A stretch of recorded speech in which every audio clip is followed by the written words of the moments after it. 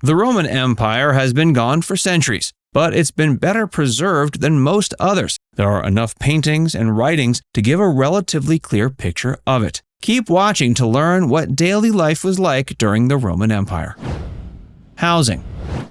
Most Roman citizens lived in apartment buildings known as insulae. There were over 46,000 of them in the city as early as 150 BCE. They were overcrowded and susceptible to fire or flooding from the Tiber River. The lower floors were more comfortable with separate rooms for dining and sleeping, with rent paid every year. The higher floors were cramped with one room per family, no natural light, and no running water. The poor Romans typically only came into them to sleep and went to taverns to eat, public baths to wash up, and public toilets to relieve themselves. The wealthiest residents, who didn't live in villas outside of Rome, got a home or domus. The word domicile is a combination of this word and kolos, meaning dweller. They were close to the imperial palace, with a shop in the front and an atrium to greet guests and carry out business. The ceiling was open, and any water went into the rectangular pool. There were also smaller rooms, a kitchen, and a large dining room. The family garden sat in the back. There wasn't much furniture beyond tables, chairs, and beds, but curtains and mosaics showed off the owner's wealth. The richest even had water piped into their rooms and an early form of central heating.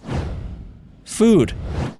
Many foods that seem quintessentially Italian weren't around in ancient Roman times. Pasta didn't come around until the 14th century, and tomatoes were discovered in the Americas. That means no spaghetti with marinara sauce. The more common foods were Mediterranean staples like bread, olives, and cheese. Bread and grain were the most common because they received it free from the state. How well you ate depended on how wealthy you were. Romans ate breakfast early. It was a simple combination of bread and honey. Lunch was a light spread of bread, cheese, eggs, salad, and fruit. Dinner was more of an event. Wealthy Romans had to entertain guests. Proper etiquette meant sitting in the right social order, eating on your side, and only using forks and knives to prepare food. After an offering to their family god, they'd have slaves wash their guests' feet. The meal featured at least 7 courses, including shellfish or salad starts, a meat dish, and a dessert of fruit, nuts, honey, or cake. A few of these stranger courses were birds like thrush, crows, peacocks, and even flamingos, as well as fattened and stuffed dormice. There was also live entertainment, and the event could last for hours, and they even designated a room called a vomitorium for guests who ate themselves sick. Water or wine mixed with water were favorite drinks. The rich mixed it with spices and warmed it up. Poor Romans could only afford a low-quality wine known as posca.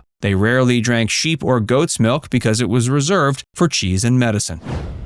Fashion.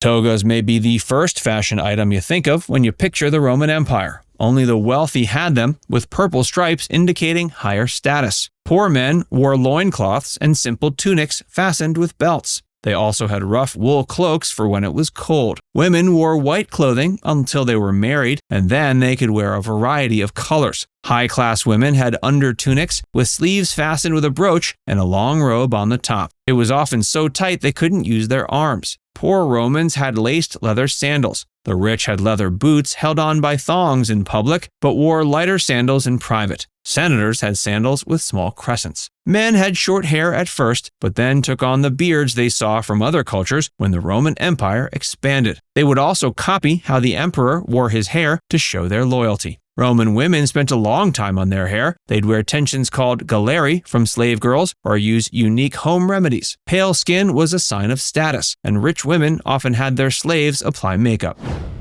Family life. Families didn't last long in Rome because of high infant mortality. Only 25% of babies survived their first year. 50% died before age 10. Family life centered around the paterfamilias, the male head of the house. He controlled the lives of everyone in the family, including his parents, children, and their wives and families. It was common to adopt a male heir if his wife produced no sons. The paterfamilias could reject children if they were disfigured, had questionable parentage, already had more than one daughter, or any other reason. He could sell them into slavery even. They were only accepted if he picked them up after their birth and could be left to the wild animals if he didn't. The power of this role diminished over time, and the materfamilias, or female head of the household's role, began to grow. Women who had successfully given birth to 3 live babies were recognized as legally independent. They weren't allowed to appear in public at first, but could later initiate divorce proceedings and go with their husbands to dinners and baths. Children learned how to run a home from their mother and how to read, write, do math, and follow the norms of society from their father. They were also expected to take on the job their father had. Work and slavery. Ancient Romans worked a variety of jobs. Farming, fishing, and sailing were a few of the most common. Oxen helped plow fields, but most farming was done by hand. They rotated their crops each year to keep the soil fertile and bred cattle. Fishermen and sailors went out at night, brought their catch to the market in the morning, and sold it fresh. The sick of ancient Rome often went to pray to the god of healing, but there were no doctors. They used a combination of common sense and superstition to treat patients. Their remedies mostly included plants, such as soothing crying babies with poppy seed juice or using willow tree bark to lower fevers. They also pushed for proper sanitation and aqueducts. Writers provided tales for educated Romans who could read. There were poets, historians, and scientists who used sheets of papyrus to make long scrolls that were wound on wooden rods and copied by slaves. Politics could be a dangerous business full of lies. Consuls led the army, aediles controlled public work, and tribunes looked over everyday interests. Roman emperors chose the senators. There were also the slaves. Most were prisoners of war or kidnapped from European, African, or Middle Eastern villages. Slavery wasn't based on race. Roman citizens could also be slaves. Wealthy Romans bought them in local markets. They could have between 100 and 10,000 at one time. They had no rights and could be punished or killed at any time. Fun.